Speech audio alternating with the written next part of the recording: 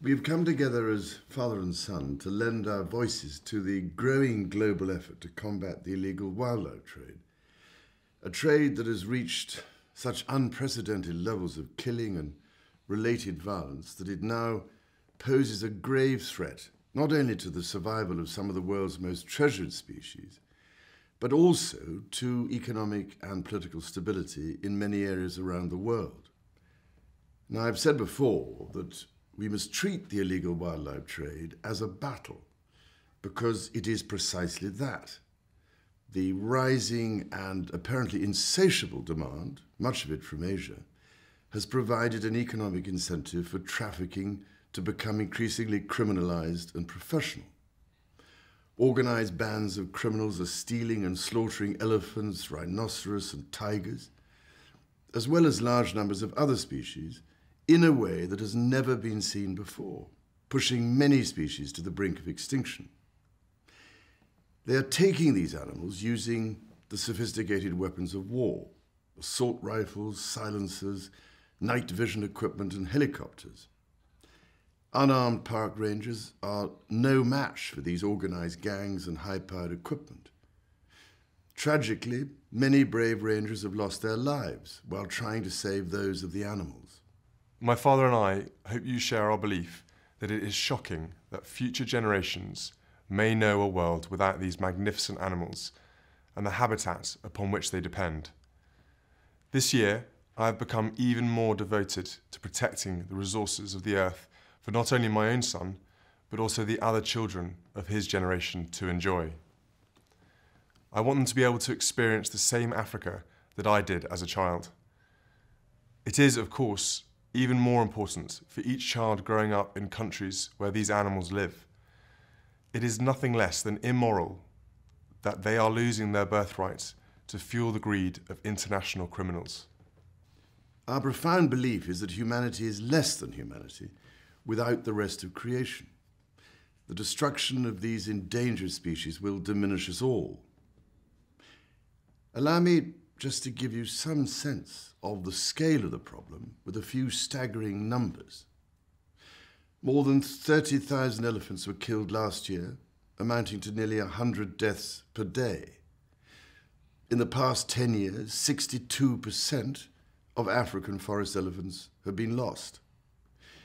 If this rate continues, the forest elephant will be extinct within 10 years.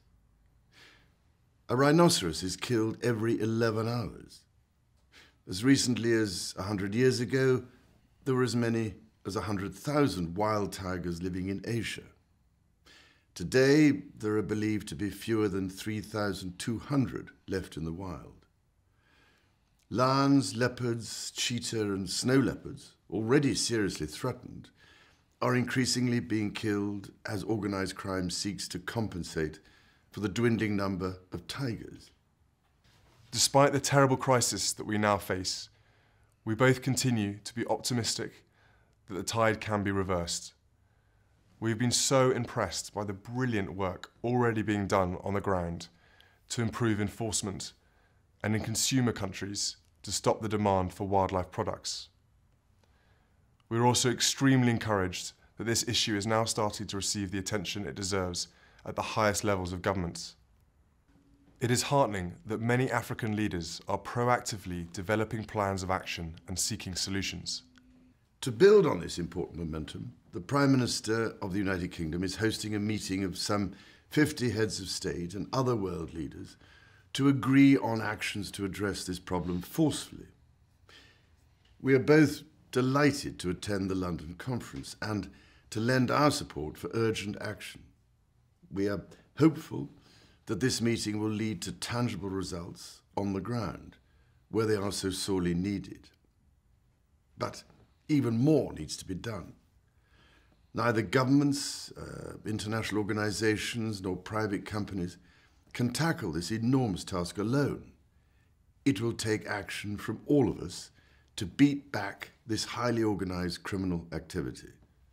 In the face of such a threat, it is natural to feel powerless, but I have seen the extraordinary impact of advances in protection on the ground and the power of social media in reducing demand for these products.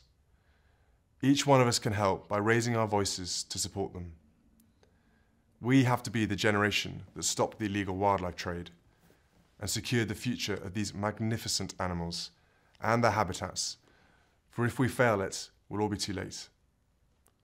So we ask you to talk about it, to support organisations that are taking action, and to urge others to do the same.